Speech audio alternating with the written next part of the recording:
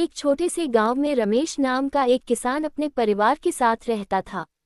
रमेश बहुत मेहनती था, पर उसके पास ज्यादा जमीन नहीं थी।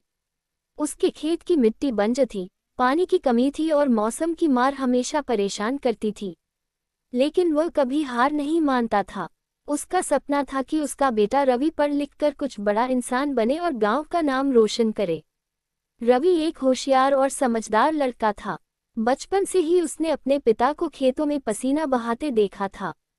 वह जानता था कि उसके पिता किस संघर्ष से उसे पढ़ाई का मौका दे रहे हैं।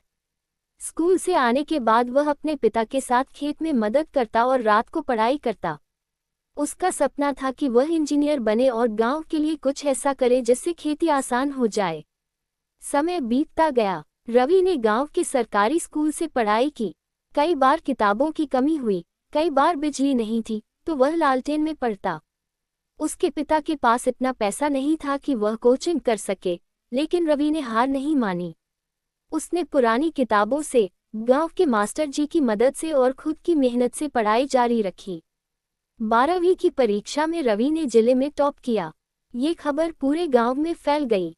सरकार की तरफ से उसे स्कॉलरशिप मिली और वह शहर जाकर इंजीनियरिंग की पढ़ाई करने लगा। शहर की जिंदगी उसके लिए नई थी, भीड़, तकनीक, प्रतिस्पर्धा, सब कुछ। लेकिन रवि अपने पिता की मेहनत को याद करके हर मुश्किल से लड़ता रहा। 4 साल बाद रवि ने इंजीनियरिंग में टॉप किया और एक बड़ी कंपनी में नौकरी लग गई। पर उसने गांव लौटने का फैसला किया। सभी हैरान थे कि वह इतनी अच्छी नौकरी छोड़कर गांव क्यों आ रहा है। रवि ने कहा, जिस मिट्टी ने मुझे पहचान दी, अब मेरी बारी है उसे कुछ लौटाने की।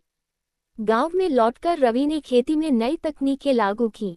उसने ड्रिप इरिगेशन, सोलर पंप और जैविक खेती का प्रचार किया।